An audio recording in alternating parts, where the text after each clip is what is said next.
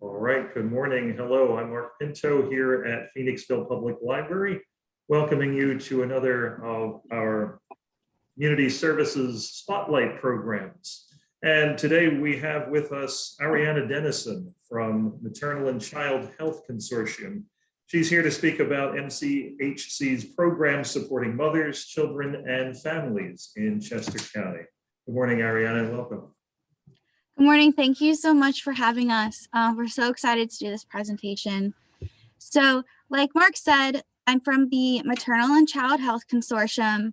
We were founded back in 1991. We're a nonprofit, and we have a few different offices around Chester County, our main one being in Westchester.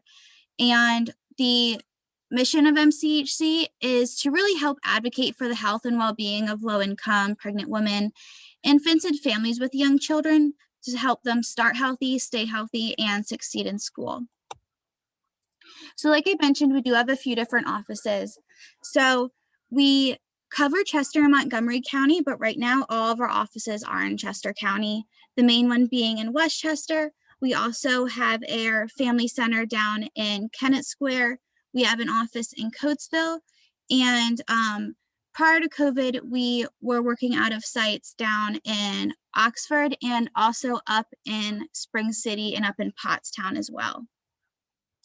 And I'll go through all of our programs, but we do have a Healthy Start program, family benefits program, family center program, and also a community connections program out of our Coatesville site. So our main program, and the one that MCHC started with, is our Healthy Start program. And it is a prenatal home visiting program for pregnant moms and moms with babies up to 18 months old. So prior to COVID, the home visits were done in person. Now we've adapted to make these visits virtual, so they can be done either over Zoom, WhatsApp, or over the phone. And it's basically an education program focused around educating the mom on the baby's developmental milestones, how to help her baby reach those milestones. We follow the Parents as Teachers curriculum, and we also help, support the mom through the pregnancy, offer sort of an ear to the mom, offer emotional support. We also do depression screenings 3 times during that program. So once while the mom's pregnant, once when the baby's born, and then 6 months later, so that we can gauge postpartum depression. And then if the mother wants to, and if we see a need, we can refer out to other counseling services. We also can help get the mom enrolled in any benefits she might need and help her get access to, formula, diapers, clothes, things like that. Anything to really help ease the stress of the pregnancy. Because they're stressful enough as it is without any other societal barriers in the way. And so our programs pretty much follow these 4 strategies, or these 4 core beliefs. We take a lifespan approach to maternal and infant health, beginning before conception. And so, like I mentioned, a lot of what we focus on is education, and to help sort of break that intergenerational cycle of trauma and poverty. We also want to ensure that all women have timely access to prenatal care, hence our Healthy Start program. And a lot of the education and programs that we do, especially now that we are starting a new initiative to address more of the racial and ethnic disparities, particularly with maternal and infant mortality. We're really trying to educate on those and find ways to combat those.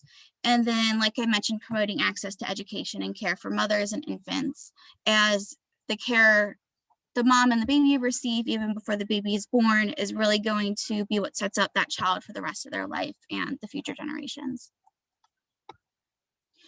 So we also have our family benefits program, and this is one of our biggest programs.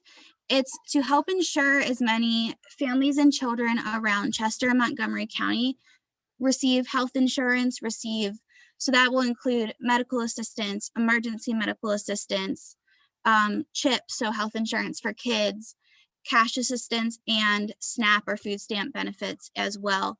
And so we actually are a leading organization with, right now we have 9 partner agencies, and these organizations work with us to help reach communities that we may not be able to reach if we are just working out of our own physical offices.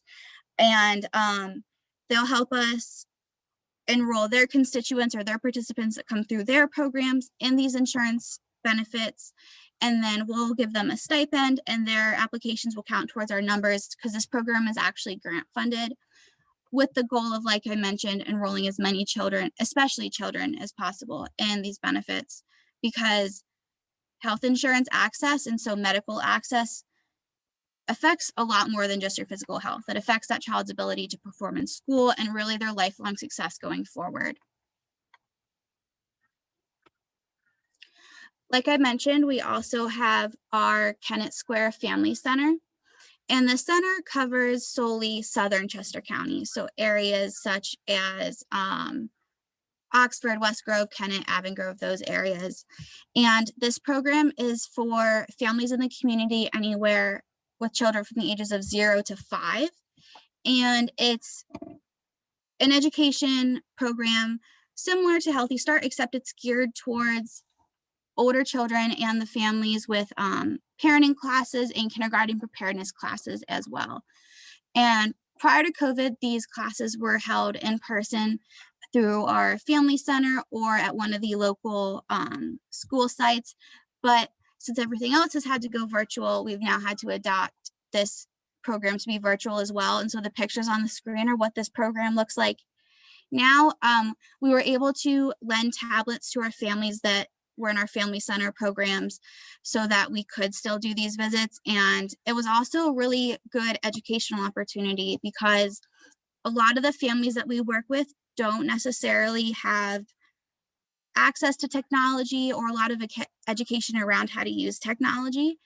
And so by having to switch to virtual and having their children now have to go to virtual school, and us being able to provide these tablets, we were able to do a lot of education on accessing the internet, getting the families set up with hotspots if they didn't have them before, how to access Zoom, how to use the internet, how to use email, things like this. And so the education, especially throughout this last year, has really gone a lot broader than it would have prior. But the kindergarten transition program or kindergarten preparedness program is really all about setting up the family and the child to be able to adjust to the changes that come along with going into kindergarten. And so the emotional changes, the changes of, leaving your house now and going to school, and helping the parents to help their child through that. And then the parenting classes have now also gone virtual, and they've really been a great asset, especially over the last year, for parents to still feel connection and have support. They make a lot of friendships through these groups, and it's been really beneficial to the mental health of the parents as well. And out of the family center, we also have a fatherhood initiative, because while Maternal and Child Health Consortium's programs all stemmed from really mom and baby center, we recognize the importance of a father in the family unit and the impact a father has on their family and on their children. And so we do have a male parent educator that works with the fathers in the programs to talk about the importance of that role and how to be a good father, and educate their sons on how to be good dads in the future. Really just about including the entire family unit. And like I talked about, we have this kindergarten summer transition program that had to go virtual this last year. It also follows the parents as teachers, evidence-based curriculum. And we also, out of our Coatesville site, have our Community Connections program. And this worker, who is actually pictured in this picture with the children with the backpacks, she works with the Coatesville community to basically help them find services that we don't provide ourselves. And so she can help them get access to legal help if they need it, transportation help, utility assistance, housing assistance. Sometimes they need help getting transportation or getting their birth certificates, their social security cards. And so she can help with all of this and really just helps build our presence and our trust in the community, because a lot of what we do and the success that we've had is because of the trust and the presence that we have, and really being able to meet the members of the community where they're at. All of our programs are free, and they're also offered in both Spanish and English by bilingual and bicultural community health workers.